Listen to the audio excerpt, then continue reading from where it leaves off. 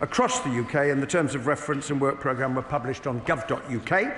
The NIO provides secretariat support, but Intertrade UK is free to submit advice and recommendations to the government as it sees fit. Thank you, Mr. Speaker. What indicators is the Secretary of State using to measure growth in trade within the UK internal market, and will he commit to publicising an independent assessment of the barriers that the Northern Ireland Protocol is having on trade within the UK and Northern Ireland, which I believe affects the ability of Intertrade UK to fully promote trade within the UK and operate independently? Well done. Well, as the honourable gentleman will be aware, there are a range of organisations, including Intertrade UK, that are looking at the impact of the Windsor Framework. We've had, for example, Lord Murphy's report recently, and the government is committed, of course, to publish that. The House of Lords Committee has just published a report this morning on the same subject. Does the Secretary of State agree with me that one of the major deterrents to investment and growth in Northern Ireland is the absence, 20 months after the restoration of Stormont, of a published investment strategy from the Executive, any sort of a roadmap for investors or businesses on what sort of infrastructure, what roads, what housing developments the Executive are going to invest in? And would he agree that in the absence of that strategy we are flying blind in investment terms, and has he had any discussion with the Executive about this?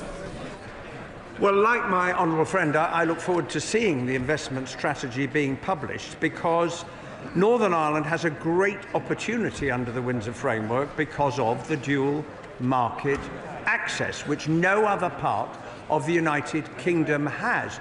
And if you're looking to come and invest, to trade both with the UK and the European Union, there is no better place to come and do that but Northern Ireland. Kevin Bonaway. Question number 3, Mr. Speaker. Minister. Thank you, Mr. Speaker. In this role, I am committed to supporting all people across Northern Ireland. From its businesses to its community groups, there is much to champion, and I will do all I can to build upon the excellent work of my predecessor, the member for Putney. With permission, Mr. Speaker, I will answer questions 3 and 4 together. The Defence Industrial Strategy is great news for Northern Ireland. We are committed to economic growth that you can feel in your pocket, and the £250 million allocated to 5 defence growth deals, including one in Northern Ireland, will see its booming defence sector thrive. Good morning. Thank you, Mr. Speaker, and I'm grateful to the Minister for his answer. Airbus, which manufactures satellites in my Stevenage constituency, will soon be integrating the civil aircraft wing business at the historic Shorts site in Belfast, close to where Thales test their satellites and produce vital missiles for Ukraine. Will the Minister work with colleagues across government and the Northern Ireland Executive to ensure that the Defence Industrial Strategy is complemented with the Industrial Strategy's Advanced Manufacturing Sector Plan so as to maximise skills, innovation and growth? Thank you, Mr. Speaker. He is right to highlight the rich expertise in Northern Ireland's defence sector, which brings benefits right across the UK, including to Stevenage, and I can assure him the Secretary of State and I will work across government and with the Executive to ensure a joined-up approach that benefits Northern Ireland. Alex Ballinger. Thank you, Mr. Speaker. I'm incredibly proud of the naval engineering history that we have in the Black Country, including at companies like Summers Forge in Hellsevin and Brooks Forgings in Cradley Heath. So I'm delighted that this Labour government is increasing defence spending to levels never seen under the last government. Does he agree with me that that investment in Northern Ireland at places like Hull and at Wolf will not just benefit the local economy there, but the supply chain all across the country? He's absolutely right. I warmly welcome this investment, and I know my honourable friend is rightly proud of the defence expertise in his own constituency. Backed by this Labour government, increasing defence spending to 2.5%, Holland and Wolf is building the next generation of support ships for our Royal Navy. We are safeguarding jobs, skills and our future security. Rick Campbell. Mr. Speaker, I welcome the Minister to his place and also welcome the Defence Growth Deal. Would he agree with me that what needs to happen now is that he needs to work with the Northern Ireland Executive to ensure that the supply chain within Northern Ireland extends beyond Harland and Wolff and beyond the Greater Belfast area, so that everyone in Northern Ireland can benefit from what is potentially a life-changing development for industry in Northern Ireland? Thank you, Mr. Speaker, and I thank him for his warm words. He's absolutely right. We need to make sure we're working across Northern Ireland to ensure this life-changing investment he mentioned, is felt right across Northern Ireland. I will make sure that happens. Robin Swan. Speaker, and can I welcome the Minister to his place as well? Can I ask him to ensure there is that co-working across the Executive and the Ministry of Defence in regards to the Northern Ireland Executive's investment strategy, also being integral to the Defence Industrial Strategy, and that the NIO will work to remove any blockages that would prevent the two being actually merged together? Thank you, Mr. Speaker. Thank him for his warm words as well. Of course, we'll be working. I'll be meeting with executive ministers in Northern Ireland next week to discuss this and other matters. I'll ensure that any blockages that we can remove, we will do so working together. Question 5, please, Mr. Speaker. Secretary of State. With permission, Mr. Speaker, I will answer questions 5, 10 and 13 together. The Government is committed to repealing and replacing the Legacy Act with new arrangements that seek to command greater confidence in Northern Ireland. Yesterday we published the Northern Ireland Troubles Bill and a draft remedial order in order to do just that. The Secretary of State announced this Labour Government's new Northern Ireland Troubles Bill. Despite all the justifications for this bill, it still means one thing. Veterans, many of whom are elderly, being dragged back through the courts. Does the Secretary of State think that is an acceptable way to treat those people who bravely served and defended our country? Well, I say to the honourable gentleman, he says dragged back to court. Now, the only circumstances in which a veteran or anyone else appears in court is if they are charged with an offence. He will know perfectly well what the figures show about prosecutions, in the 27 years since the Good Friday Agreement. What we're talking about here is coroner's inquest. There will be a small number that will be restarted because they were already in train and were stopped by the last Legacy Act. The rest will go into the sifting process governed by the Solicitor General. We think we have a fair and reasonable framework that we're going to put in place to ensure that veterans are protected and properly looked after. Thank you, Mr. Speaker. On the 25th of September, the Prime Minister assured the BBC that veterans would receive protections not afforded to paramilitaries. So can the Secretary of State confirm to the House which of the statutory protections will apply solely to veterans, or is it not the case that they will also extend to paramilitaries? Well, I'll give him one example, which is representation of veterans on the statutory advisory group, drawing on the experience of Operation Canova that will be established. And that allows the voice of veterans to be heard, and that will be covered by Clause 8 of the legislation. Blackman. Thank you, Mr. Speaker. One of the concerns of dragging veterans through lawfare and our courts is the effect on army recruitment. So what's his reaction to Colonel Nick Kitson, the son of General Sir Frank Kitson, who said, how can anyone volunteer to put their life on the line for a government, indeed a nation, that does not have their back? Well, I would say to the honourable gentleman, I meet many cadets who are very keen to join the armed forces, and we should pay tribute to all of those that are offering their services to the nation in defence of the realm, and we should not talk down the importance of that recruitment effort. I think if anybody looks in the round at what we are putting forward, they will think it is reasonable, and I've met many veterans, as the Veterans Commissioners have said, who will argue we're not looking for immunity under the law, which is what the Legacy Act gave. They're looking for fairness under it, and that is what we will provide. Toby Perkins. Mr. Speaker, does my right honourable friend agree with me that people who join the British Army absolutely recognise that they have to abide by the law, but also expect the government will have their back and will offer them that fairness? Can he offer the assurance that people who've served in Northern Ireland will be given the same fairness that they should expect, and that this is a government that genuinely has their back? I'm very happy to give my honourable friend that assurance, and to take one other example of the protections, saying that no veteran will have to return to Northern Ireland to engage with legacy processes is something that was put to us by veterans in the discussions that we had. We are legislating for it in the bill. Secretary of State Alex Blackman. Thank you, Mr. Speaker. This morning, unusually, I rise to congratulate the government on having admitted a terrible mistake. Earlier this year, Earlier this year, this side of the House voted against Labour's draft remedial order, which would have allowed Gerry Adams to sue the taxpayer. So we welcome the fact that yesterday the Labour Party amended that order. But the question remains, why did they ever bring forward such a ridiculous policy in the first place? Well, I hope that the honourable gentleman would say not only congratulations, but I hope that that is the spirit in which these discussions about legacy matters will continue. Because when I say I'm prepared to listen, I mean it. But I would just point out to him the problem arose because of the Supreme Court judgment, as he's well aware. For just over 2 years, the last government couldn't find a solution. The one that was put in place didn't work because it was found to be incompatible, but I have reflected on the point that was made in representations, and this will ensure that there is no gap, as it's been referred to, but we have found a mechanism which we believe will achieve what 46 and 47 sought to do but failed. Alex Burkhardt. Well, I invite the Secretary of State to look at his own legislation, because clauses 89 and 90 are markedly similar to the sections that we left him. Now, this side of the House may have won the battle over this, but we still haven't won the war to protect our veterans from vexatious complaints. But isn't it the truth, Mr. Speaker, that if it hadn't been for months of campaigning by the Conservative Party, by the Shadow Defence team, by the media, and reports from Policy Exchange, which may now well have saved the taxpayer hundreds of millions of pounds, Labour would have stuck to their plan and allowed Mr. Adams and his comrades to sue anyway?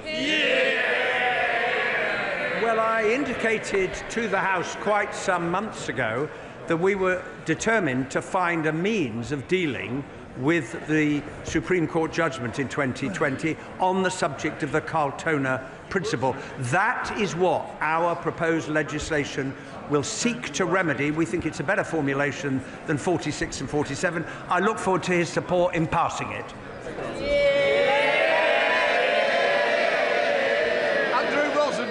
Number 6, Mr. Speaker. Thank you, Mr. Speaker. The government is committed to safeguarding Northern Ireland's place in the UK internal market and implementing the Windsor Framework in good faith. The internal market scheme enables traders to move goods from Great Britain into Northern Ireland tariff-free, and since May with significantly reduced paperwork and checks. It is a disgrace that the Safeguarding the Union provisions severely restrict trade between Great Britain and Northern Ireland, binding the province to 300 areas of EU law over which the people have no say. So, will the Secretary of State take steps to remove what is left of this damaging international trade border within our own nation and restore the birthright of the people of Northern Ireland as equal citizens of this United Kingdom?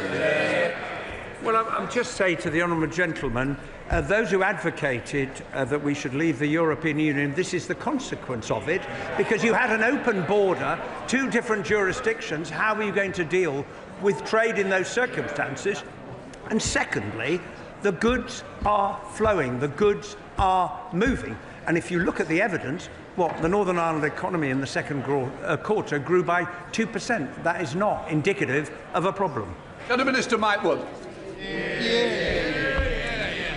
Thank you, Mr. Speaker. On the 26th of November last year, the Health Secretary assured this House that the Tobacco and Vapes Bill will apply in Northern Ireland. Now, the Secretary of State will know that the age-based sales ban affects the placement of tobacco products on the market, and so is potentially in breach of the EU's Tobacco Products Directive. So can the Secretary of State repeat the Health Secretary's assurance and also tell us whether the government has confirmed with the European Union that the ban will stand in Northern Ireland? It is certainly the government's intention that the ban. It is certainly the government's intention that the ban will apply in Northern Ireland, because I think it's very important that young people all over the United Kingdom are protected in the way in which the bill seeks to do. Before we come to Prime Minister's questions, can I welcome in the gallery the Honourable Speaker of the Parliament of the Republic of Fiji and the Chairman of the Parliament of Ukraine. Members will also know that today marks the 4th anniversary of the death of our friend and colleague Sir David Amos, who was murdered in his Southend West constituency in 2021. Sir David was a long-serving Member of Parliament, respected and liked by members across the House, dedicated to his constituency. We remember him fondly. We come to Prime Minister's questions. Tom Rutland. Question number 1, Mr. Speaker. Prime Minister. Thank you, Mr. Speaker. As you've just said, today marks 4 years since the horrific murder of Sir David Amos. Sir David was much loved across the House, kind and generous, and I know it was a huge loss to many members opposite. May he rest in peace. As we remember Sir David and our friend Joe Cox, of course, I want to take this opportunity to condemn unequivocally the death threats made against the honourable member for Clacton. I know the House will welcome the justice that has been done. Whatever our disagreements, we are all parliamentarians, and I won't stand for violence or threats against our democracy. Mr. Speaker, on that point, may I update the House on the China spy case? I'm deeply disappointed by the outcome. We wanted to see prosecutions. Mr. Speaker, I know just how seriously, rightly, that you take these matters. National security will always be the first priority of this government, and we will always defend against espionage. In recent weeks, there have been baseless accusations put about by the party opposite. Let me set out the facts. The relevant period was when these offences took place. That was under the Conservative government between the years of 2021 and 2023. This period was bookended by the integrated review of 2021, the beginning of the period, and the refresh of that review in 2023, setting out their policy. These statements of government policy were very carefully worded to not describe China as an enemy. Instead, somebody who is on the Speaker's panel, I've told once before, should know better. Do not question my judgment. I thought it was important that the Prime Minister tells this House first rather than somewhere else. So please, this is very important to me and very important to the House. I take it seriously, so I don't need any more side comments. Prime Minister. Thank you, Mr. Speaker. The review of 21 and the refresh of 23 were very carefully worded to not describe China as an enemy. Instead, they stated increased national security protections where China poses a threat, and that the then government would engage with China to leave room open for constructive and predictable relations. The Deputy National Security Advisor, Matt Collins, set out the then government's position in a substantive witness statement in 2023, which was subsequently supplemented by 2 further short statements. The Cabinet Secretary assures me that the DSNA faithfully set out the policy of the then Tory government. I know firsthand that the DSNA is a civil servant of the utmost integrity, and those opposite who worked with him, I'm sure, would agree with that assessment. Under this government, no minister or special advisor played any role in the provision of evidence. I can't say what the position was of the previous government in relation to the involvement of ministers or special advisers. If the Leader of the Opposition knows the answer to that question, and I suspect that she does, I invite her to update the House. Last night, the Crown Prosecution Service clarified that, in their view, the decision whether to publish the witness statements of the DSNA is for the government. I have therefore carefully considered this question this morning, and after legal advice, I have decided to publish the witness statements. Given the information contained, we will conduct a short process, but I want to make clear I intend to publish the witness statements in full.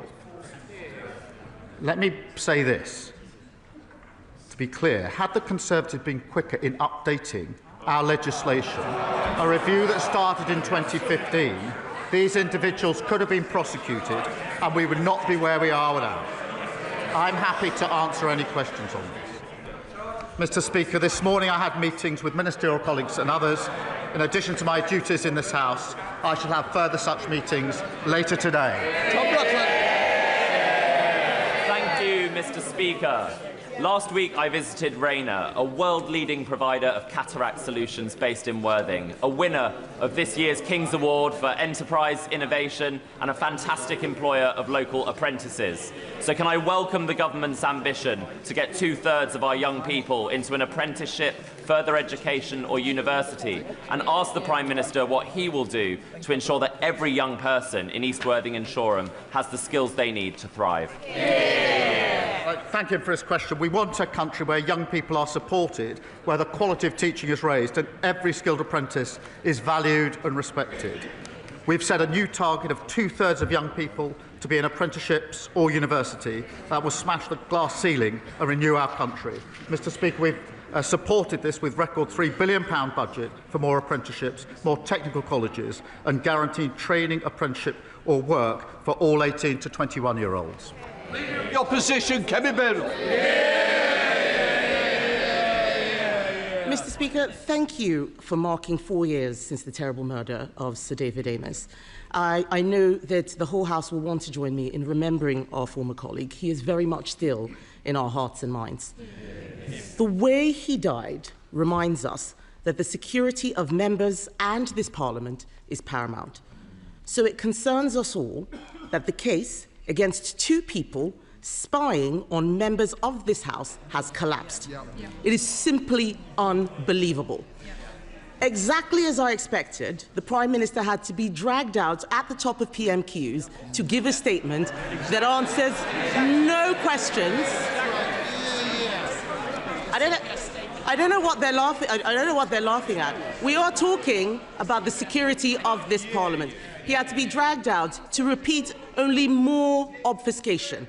It is simply unbelievable.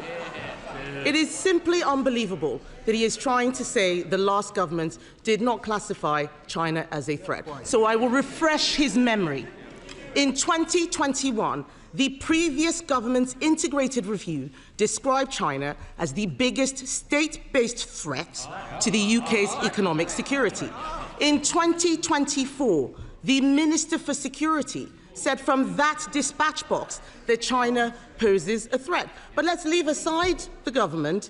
In 2022, the Director General of MI5 in November classified China as a threat in his remarks. How is it possible that the government failed to provide the evidence that the CPS needed to prosecute? The substantive evidence was provided in 2023 by the previous government. That is when the witness statement was submitted. I am going to disclose it. They will all be able to read it. The substantive evidence was written and disclosed and submitted in 2023 under the last government. I noticed she didn't indicate whether ministers were involved in that at the time. Mr. Speaker, she questions what's in the review, the refreshed review in 2021 and 2023. Let me be clear. The then Foreign Secretary, sitting, I think, over here, the Honourable Member for Braintree, 1 month after the arrest, so absolutely the relevant time, gave a speech at Mansion House. It was called Our Position on China, setting out the government's policy. He said in that speech, summing up China as a threat in one word would be, his words, impossible, impractical and, most importantly, unwise. Foreign Secretary, Mr. Speaker, it wasn't just him. Mr. Speaker, the Leader of the Opposition was Business Secretary at the time. In September 23, the Leader of the Opposition said, her words, September 23, the relevant year, her words, we should certainly not be describing China as a foe.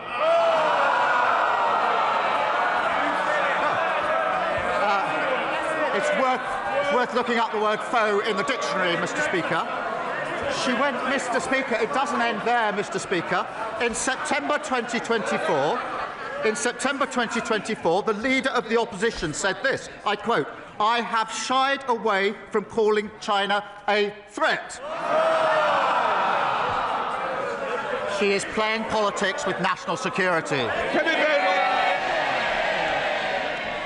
The Prime Minister can read the beginning of a quote. Let me finish that quote. At the end of that quote that he just read out, I did describe China as a threat. But this whataboutery that he is doing neglects the fact that those spies were charged under a Conservative government. They were let off under Labour. He has not answered any questions. On Monday, Mr. Speaker, on Monday, the Security Minister repeatedly told the House that ministers did not take decisions, that it was the Deputy National Security Advisor who had full freedom. Is the government seriously saying that only one man, the Deputy National Security Advisor, had anything to do with this failure? Is he seriously saying that the Deputy did not discuss with the National Security Advisor, did not discuss with the Home Secretary or with anyone in Downing Street? Is the Prime Minister seriously saying that? Yes.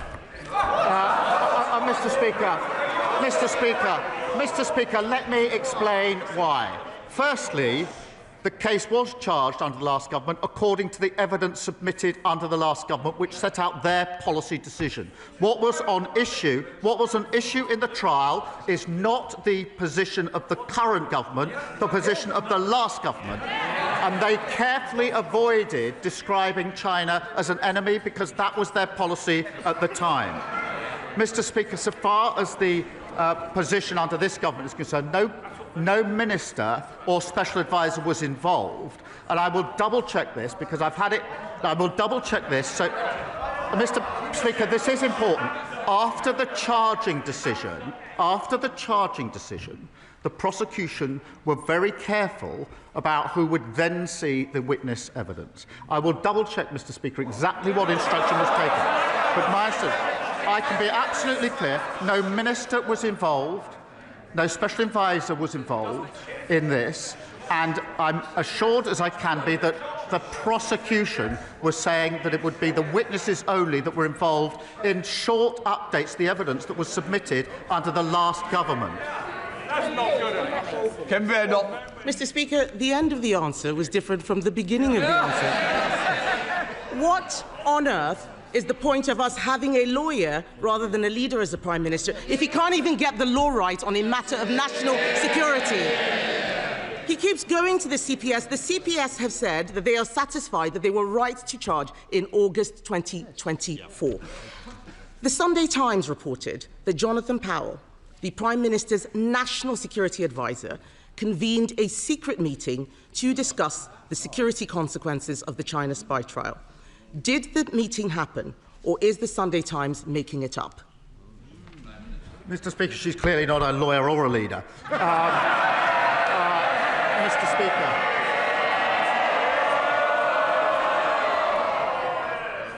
The problem for her is I do actually understand the law. I know what's got to be proven.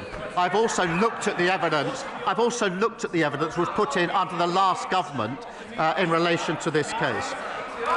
There was a meeting in September. That did not involve the National Security Advisor discussing the evidence in any way, nor, Mr. Speaker, one further piece of evidence. The final statement in this case was submitted in August 2025. There was no further submission of evidence, one way or the other, after any discussion in September. This is a red herring, a completely scurrilous allegation made by the Leader of the Opposition. Mr. Speaker, the Prime Minister has now twice directly contradicted the words of his Security Minister. They cannot both be right. The chair of the Foreign Affairs Committee couldn't get any answers from the Security Minister. The CPS said that they were satisfied that the decision to charge the case in April 2024, not August, in April 2024, was correct on the basis of where the law stood at that time. This is a matter of fact. It is not a matter of what the previous government had thought. It is not a matter of it not meeting a legal test. It did. Something must have changed when the charges were brought and when the case collapsed. The charges were brought under us. The case collapsed under them. Can the Prime Minister tell us what changed and what collapsed the case? Mr. Speaker, I've said I will publish the witness statements in full. The whole House will then see exactly what was set out in 2023 in the substantive witness statement and exactly what was set out in the two supplementary witness statements, and she will then realise what she's just said is entirely baseless. Mr. Speaker, The CPS has said in the clearest terms that this prosecution was dropped because this government did not provide the statement they expected. Why should we believe a man who at the last Prime Minister's questions said he had full confidence in the best friend of a convicted paedophile? Forgive us if we don't trust a word he says. This all stinks of a cover-up. Given his statement earlier, will the Prime Minister publish today not just the government witness statements, but also the meeting minutes and all of the correspondence that he had with the CPS? Mr. Speaker, let me be clear. The only process I want to go through is in relation to some of the individuals in the statements to make sure they know it's coming out. I can assure the House there's no substantive delay here. I know it is of concern to a number of people, acute of concern to them. I will have the statements out in full. There is a bit of proper process I need to go through. The honourable member will understand why that's necessary. Then they'll be published in full. She asks about minutes, etc. There is a usual rules and process for government. But I remind her that the substantive issues in this case were discussed at meetings under the previous government. So they're asking me to disclose the discussions that they had in relation to the witness statement in the first place. Mr. Speaker, you deserve better, and this House deserves better than the evasive answers that we have had from the Prime Minister. Even the former Cabinet Secretary, Lord Butler, has accused the government of being economical with the truth on this issue. The Prime Minister can't tell us why Jonathan Powell had a secret meeting which the Security Minister said he had no involvement in the case. He can't tell us why his government did not provide evidence that China was a threat. I suspect those statements won't prove it either. He's blaming his civil servants. He's blaming the media. He's blaming the last government. He cannot explain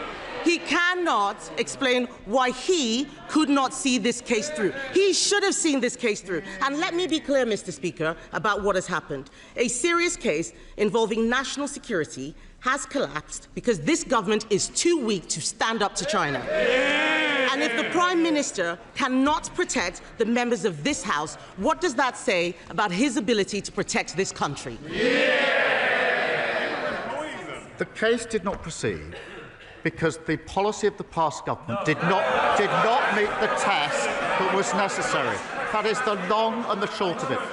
Far from evading, I have said I will disclose the full witness statements that set out exactly what was in the witness statements, exactly what the subsequent statement says, and the allegation that somehow they were changed, that the first statement and the second statements are different, is completely and utterly unfounded. Mr. Speaker, it's a pathetic spectacle. Instead of taking responsibility for the fact they failed to update the law so this case could actually be the review, Mr. Speaker, 2015 was the review into legislation. They took 8 years to change the law. Had they done that more quickly, this case would have proceeded. It was their failure, and they're just slinging mud. Meanwhile, we're getting on, Mr. Speaker, with renewing our country, new planning reforms, get rid of building, online hospitals for waiting lists, new opportunities for young people. Labour's building a better future. They can't even come to terms with their past. Thank you, Mr. Speaker. Derby is a city on the up, but unfortunately this last year we've been devastated by knife crime. Nasty Tory austerity decimated frontline policing, and we're now paying the price for that. At my regular city centre safety summits, the message is clear: to turn the page, we need action and not words. Can the Prime Minister update my constituents on what action this government is taking to make sure all our residents, our visitors and our workers can enjoy our city centre safely? Well, Mr. Speaker, I thank him for his question. As he will have heard at our conference, we had Pooja Kanda there, who I've met a number of times. Her son Ronan was fatally stabbed, and I'm proud that we've delivered, Mr. Speaker, Ronan's law to tackle the sale of ninja swords, and we've also banned zombie knives and strengthened controls for online knife sales. I pay tribute to his work setting up the City Safety Summits. Daisy Cooper, Deputy Leader of the Liberal Democrats. Thank you, Mr. Speaker. May I associate myself and my party with the tributes to David Amess? And on behalf of my party, can I also pay tribute to Ming Campbell, who is being laid to rest today?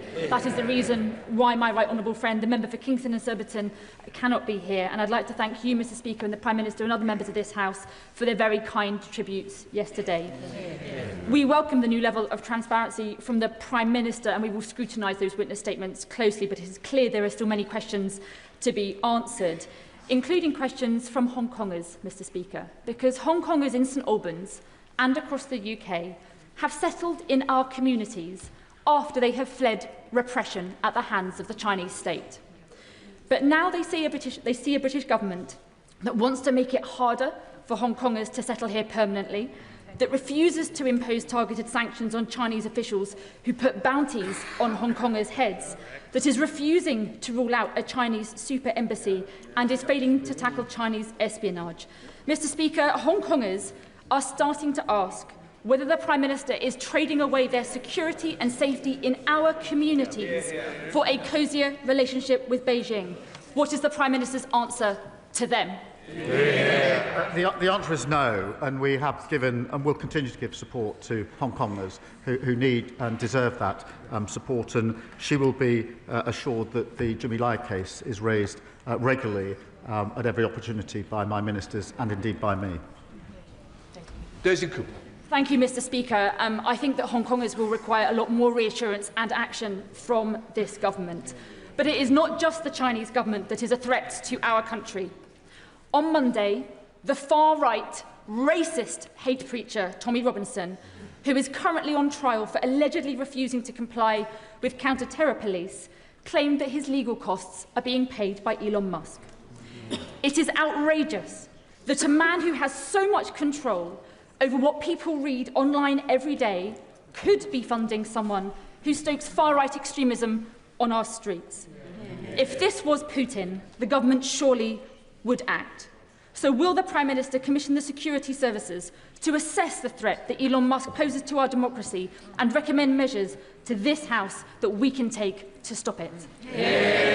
Well, I can tell her we do look across the board at threats to our democracy and must continue to do so. I won't comment on the particular case, given the state of legal proceedings. Alex Backen. Thank you, Mr. Speaker. Next year marks the 75th anniversary of the Battle of Imjin River, where the 29th Infantry Brigade's last stand prevented the capture of Seoul during the Korea War. That hill is now called Gloucester Hill, as a proud testament to the incredible bravery of one of those battalions, our glorious Gloucesters. Will the Prime Minister join with me in calling for a commemoration for the glorious Gloucesters and all those who fought to defend democracy, liberty and freedom in South Korea? Well, I join my honourable friend in marking the heroism and sacrifice of the 29th Infantry Brigade, an enduring example, Mr. Speaker, of the bravery of all our armed forces. I know Defence Ministers would be happy to discuss commemorating their courage. Our debt to armed forces undermines our commitment to veterans, including delivering homes for heroes, a new network of veteran support centres backed with £50 million. Liz Saville-Roberts. Ahead of his party conference, the Prime Minister told the BBC he wasn't sure whether he'd campaign in Caerphilly for the by-election on the 23rd of October. This is an important by-election in Wales. Well, there's just over a week to go and he hasn't shown his face there yet. So what's the problem, Mr. Speaker? Is it his party decision to close 10 libraries in the community? Cuts to disability support? Or perhaps it's the fact that even the council leader resigned from the Labour Party and is calling on people to support Plaid Cymru? Well, Mr. Speaker, she leaves out of account that we provided £21 billion, the largest ever settlement for Wales. And what did she do? What did she do? She voted against it, if you can believe it. I noticed, whilst we're on the question of money, she's accepted figures this week showing independence would cost every Welsh person £7,000. They should be honest about the cost to the people of Wales of their policies. Lloyd Hammond. Thank you, Mr. Speaker. For the past year, I've been campaigning for a new SEND school to open at the Osprey Quay site on Portland.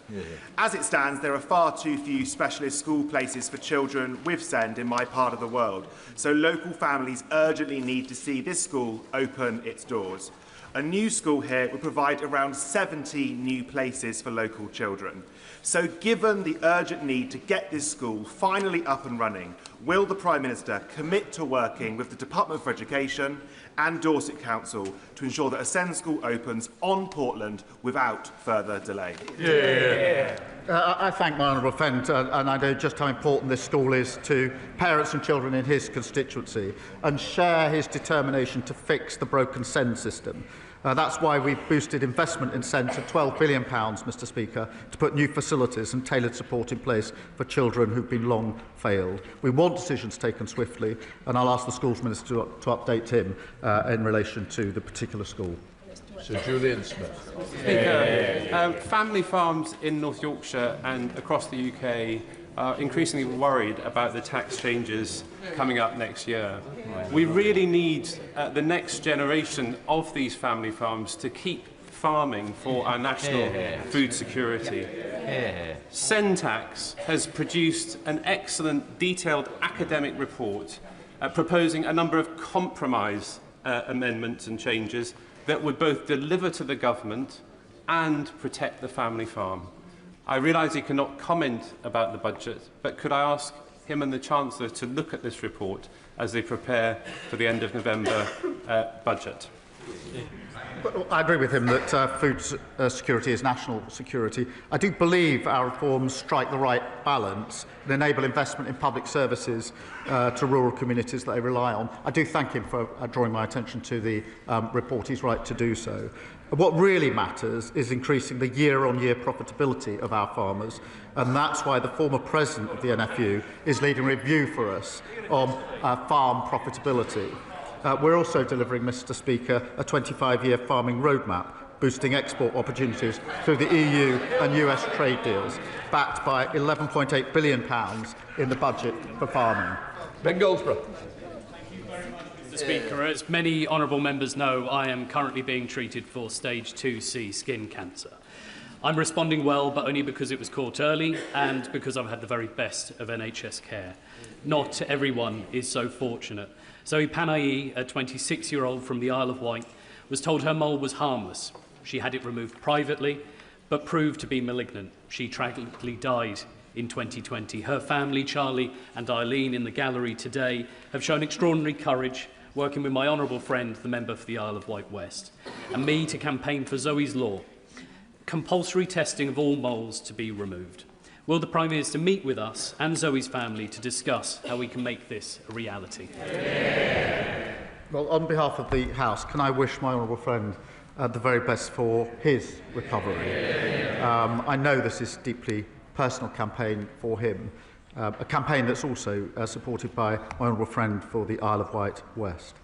Can I send my deepest sympathies and pay tribute to Zoe's family who are with us today. Their bravery is staggering, and I share their determination to improve cancer survival rates. That's why we're investing billions to see earlier diagnosis, faster treatment of cancer, and developing a national cancer plan. In relation to a meeting, yes, of course, we will get that set up. And if the family are available and it's convenient, and I don't know whether it is, I will ask the Health Minister to meet them later on today, or at the earliest opportunity if that's not convenient, so that they can have that discussion. Bedford. Thank you, Mr. Speaker. Business confidence has fallen for 5 consecutive quarters, and Rix has said there is significant concerns in the housing market. Now, the Prime Minister could inject some confidence back into the economy. He could help working families get onto the housing ladder, and he could even simplify the tax affairs for his cabinet if he adopted the policy advocated by the Leader of the Opposition in scrapping stamp duty on residential properties. Now, will the Prime Minister at least commit that he won't be raising property taxes in his nightmare before Christmas budget? Well, Mr. Speaker, we're certainly not going to be following the Leader of the Opposition. She unveiled what she called her golden economic rule, I think it was. That involves, on the one hand, £47 billion of spending cuts. That's a fifth of the NHS budget, with not a shred of detail about where the money would come from. The Institute for Government said it was on shaky foundations. More unfunded tax cut, more austerity for public services. They haven't listened and they haven't learned. Sam Rushworth. Thank you, Mr. Speaker. Between 2021 and 2023, 41 mental health patients in the care of Tees-Esk and Wear Valley NHS Trust lost their lives, leading to a damning report by NHS England and calls from my constituents for a public inquiry. And it's not just historic. My surgeries are still filled with harrowing stories of failure. Will the Prime Minister join my calls, therefore, for a public inquiry to get to the bottom of what went wrong and to rebuild confidence with new, more appropriately sized local NHS mental health trusts which are fit to serve our constituents? Well, my honourable friend has been a strong advocate for his constituents on this issue. The Health Secretary has met the families affected by these failures twice, I think, this year to hear their stories. And I want to be clear that what happened to their loved ones is unacceptable. The Health Secretary is currently considering the best way forward, so the families will get the answers that they deserve. It's right that they receive any update first, but I can assure him that we'll provide that update just as soon as we're able to do so. Becca Smith. Thank you, Mr. Speaker. Later on this afternoon, I'm going to be launching a small business survey so that the 3,000 SMEs in my constituency who employ thousands of my constituents can have their say about what it's like to run a business under a Labour government and what their concerns are ahead of the budget. However, Mr. Speaker, I want to give the right honourable gentleman the opportunity for me to share a word of hope from him ahead of the budget. So will he tell my constituents that he has heard the pleas of SMEs and their frightenedness about the budget, and that he will scrap business rates for hospitality and leisure, that he will scrap the family business and family farm tax, and that his government will commit to no further tax rises for business? Mr. Speaker, just a few months ago we published our small business strategy. That was based on what small businesses take to it. I'll make a copy available to her so she can give one to every member of her constituency before they fill in the survey. Dixon. Thank you, Mr. Speaker. This government is renewing Britain's, and for the benefit of the Leader of the Opposition, that's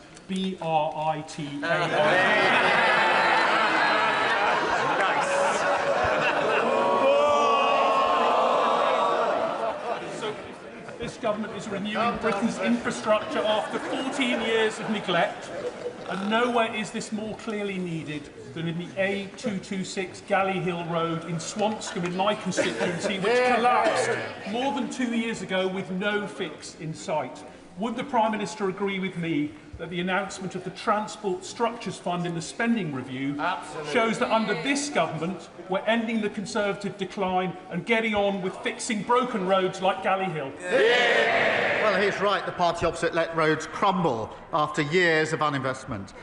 We're building infrastructure that working people rely on. Mr. Speaker, that's £1 billion to repair bridges, tunnels and flyovers across the country, and £92 billion in major road and rail upgrades. Mr. Speaker, we're rebuilding Britain. They can't even spell it.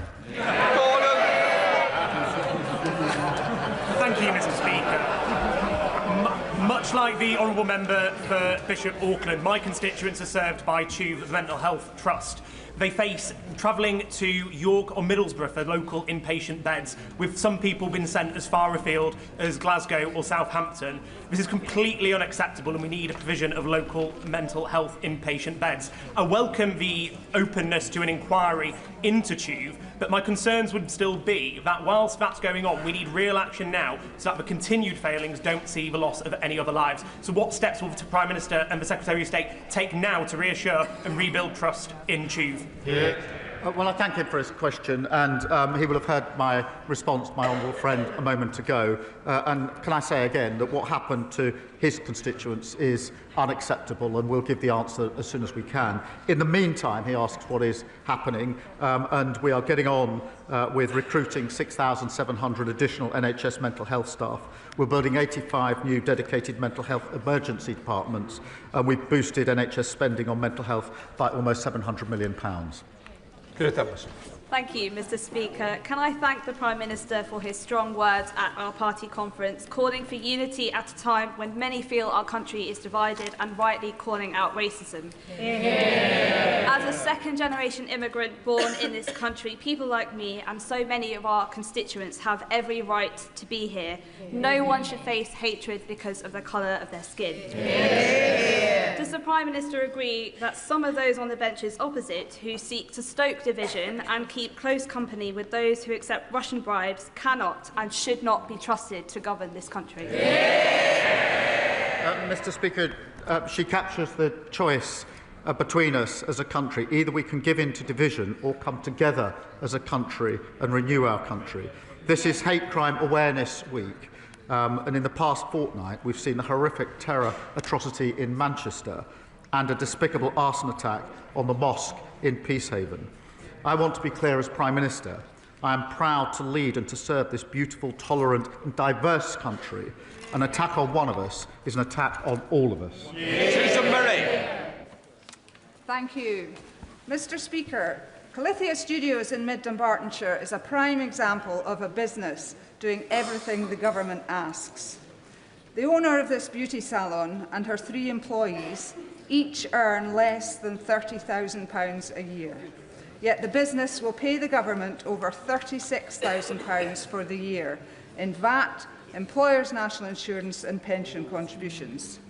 Does the Prime Minister think it's fair the hard-working owner who is providing jobs and training on the high street contributes more to the exchequer than she earns in a year? And does he believe this encourages entrepreneurship, which is important for economic growth and local jobs? Speaker, as you will know, we protected business rates bills from inflation, extended relief at 40% with new permanent lower rates set on and introduced for retail, hospitality and leisure.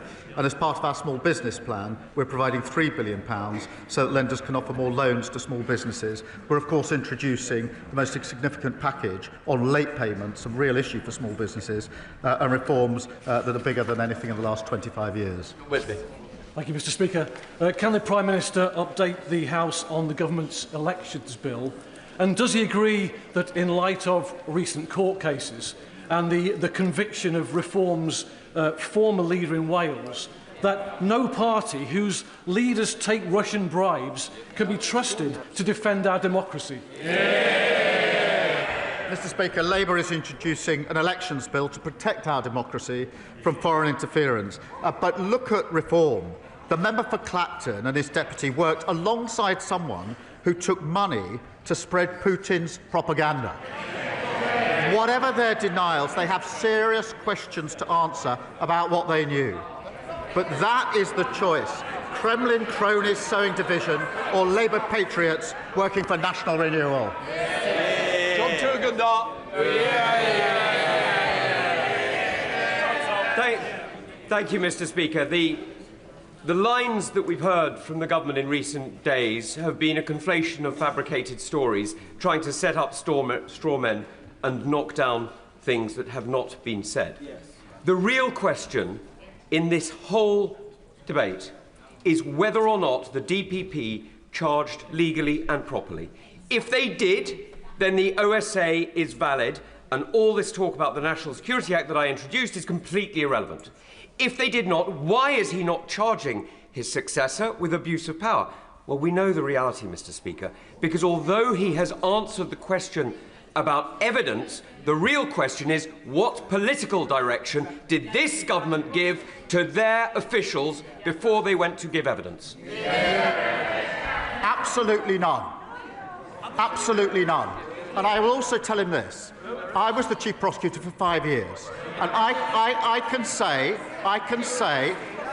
in that 5 years, which included 3 years under the coalition government, when we were taking difficult decisions on MPs' expenses, not once was I subjected to political pressure of any sort from anyone. That is the tradition in this country. It's a proud tradition. It's one I uphold as Prime Minister, just as I upheld it when I was Director of Public Prosecution.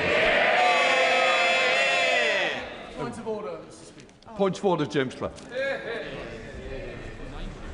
Thank you, Mr. Speaker. On a point of order, in the statement that the Security Minister made earlier this week, and then again in answer to a question, I have been misquoted, and the misquote, I think, is significant. It has been said that I, in a speech at Mansion House, said that describing China as a threat was impossible, impractical, and most importantly, unwise. The quote was that describing China as one word, or our policy in one word, is impossible, impractical, and most importantly, unwise. And, Mr. Speaker, in that speech, I went on to say that our policy, first, we will strengthen our national security protections wherever Beijing's actions pose a threat to our people or prosperity. And I finished by saying, and when there are tensions with other objectives, we will always put our national security first. How can I get redress for this misquote, Mr. Speaker? Do you want to come back? No. What I want to say is, look, you put it on the record. It is there now for all to see. I will now leave it at that stage. That completes Prime Minister.